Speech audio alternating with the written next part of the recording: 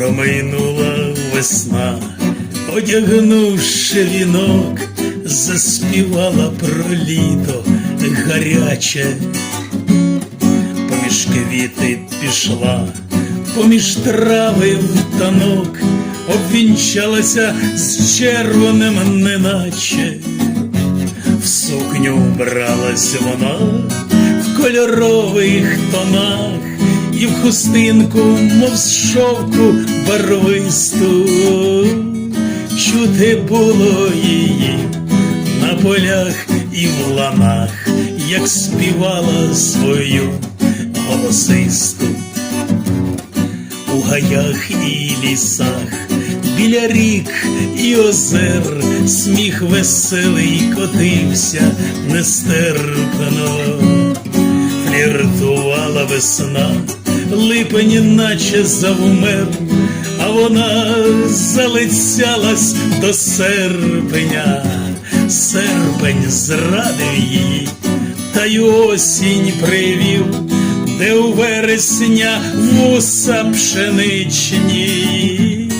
Там збирають врожай, там вже ліс пожовтів, краєвиди у горах величні.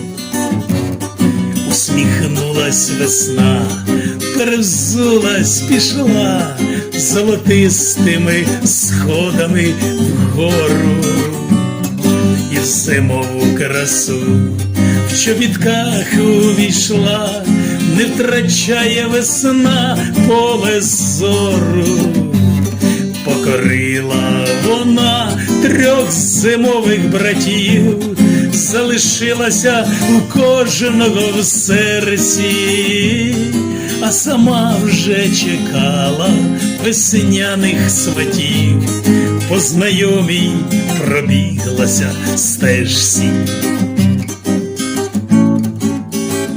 В сукню вбралась вона в кольорових тонах, і в хустинку, мов з шовку барвисту. Чути було її на полях і в ланах, як співала свою голосисту.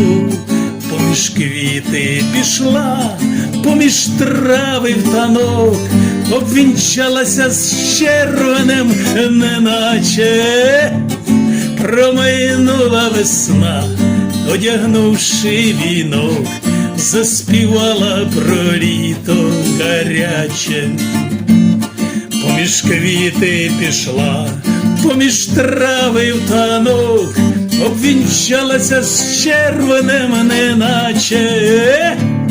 Промайнула весна, одягнувши вінок, заспівала про літо гаряче.